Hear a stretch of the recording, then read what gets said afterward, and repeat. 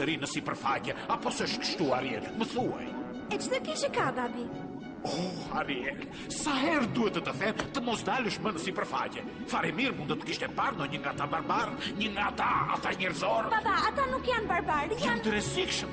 Nuk duhet të mendoj se një ditë mund të shoh vajzën time të vogël të kapur nga grepi në një peshkatar. Unë jam 16 vjeç, baba. Nuk jam më fëmijë. Mos përdor atë ton zëri me mua zonjush. Përderisa jeton në oqeanin tim, do të zbatosh vetëm rregullat e mia. Por të paktën më dëgjoj. Mos shto as edhe një fjalë. Nuk dua të dëgjoj më. Nuk ke për të dalë më kurrë në sipërfaqe. A u kuptuam, zonjush?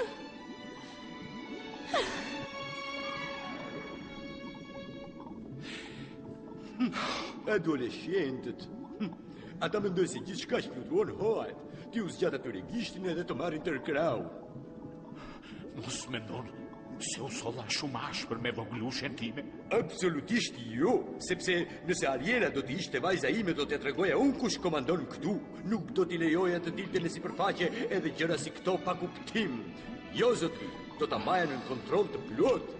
Ke plotësisht drejt, Sebastian. Tërësisht. Ariel ka nevojë për kontroll të vazhdueshëm. Patjetër. Ka nevojë për dikë që ta ruaj, për dikë që ta mbaj larg te lart. Kërkohet. Dhe ti je i vetmi që mund ta bësh këtë. Si bajta futani këtë belaq. Unë duhet isha duke shkruar simfoni, jo duke shkuar pas një adoleshente krejtësisht të papindur.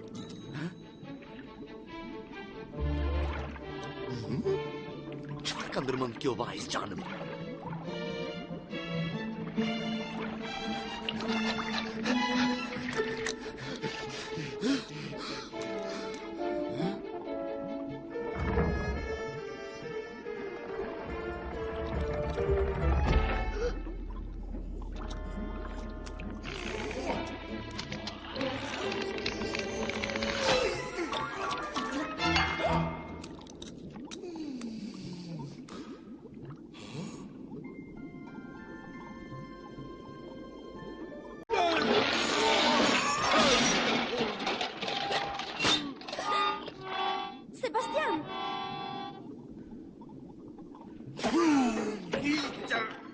Ariel, çfarë dreqim, po si ke mundur?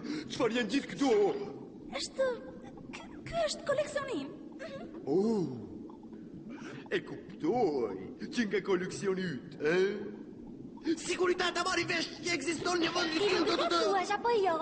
Të lutem Sebastian, ai nuk do ta kuptonte dot kurr.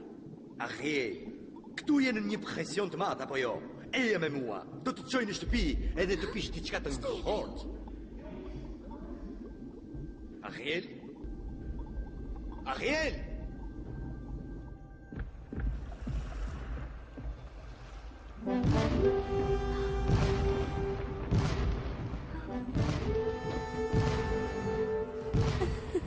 Ariel, që ke ndërmend të bësh?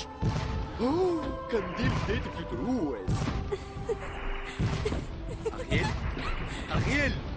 Të lutem, ktheu pas! Dove